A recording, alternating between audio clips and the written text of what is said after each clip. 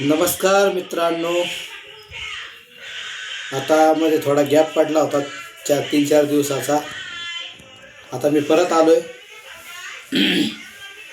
आज आपला मराठी भाषेचा दिवस आहे आणि फक्त ज्या दिवशी दिवस असतो त्याच दिवशी सगळे व्यवहार मराठीतनं करायचे, सही मराठीतनं करायची, सगळं मराठीतनं करायचं. ह्याने काय मराठीचं संवर्धन किंवा जतन होणार नाही आहे. शिक्षण मराठीतून मातृभाषेतनं घेतलं पाहिजे. इंग्लिश मिडियम शाळांना बाजार उठला आहे, बाजार अक्षरशः. कोणाची 50,000 फी, कोणाची 60,000 फी, कोणाची 30,000 फी.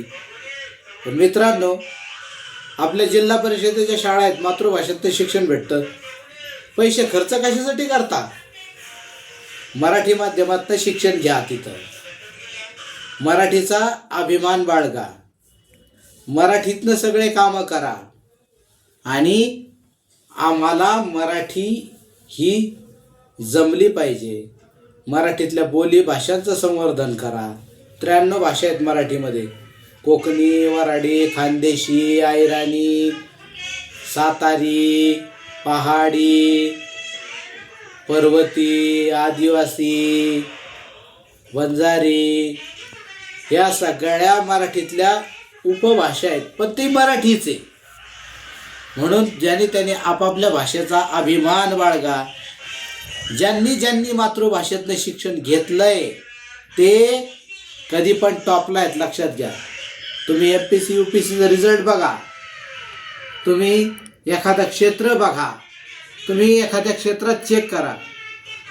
कधीही असा मराठीतून किंवा मातृभाषेतनं शिक्षण घेणारा माणूस कधीच मागे पडलेला नाही. त्याचं कारण असं आहे की आपल्याला कन्सेप्ट क्लिअर होतात, संकल्पना क्लिअर होती. संकल्पना, त्याचे अर्थ कळतात, ते वाक्य कळतात. अशा सगळ्या गोष्टी मराठीतनं करा.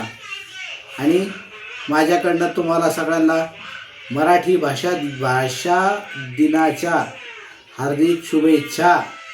मराठीतले ग्रंथ वाचा, त्यात पण भरपूर ज्ञान आहे. ज्ञानेश्वरी वाचा, भावार्थ दीपिका वाचा, तुकाराम महाराजांच्या अभंग वाचा, गाथा वाचा, नवनाथ कथासार वाचा, किंवा मराठीतलं शिवलीला अमृत वाचा, देवी महात्म्य वाचा, श्रीपाद श्रीवल्लभ चरित्र वाचा. सगळं मराठीतनं उपलब्ध आहे. मराठीचा वापर करा आणि मराठीला मोठ्या उंचीवर पोचवा. जय महाराष्ट्र, जय महाराष्ट्र, जय महाराष्ट्र.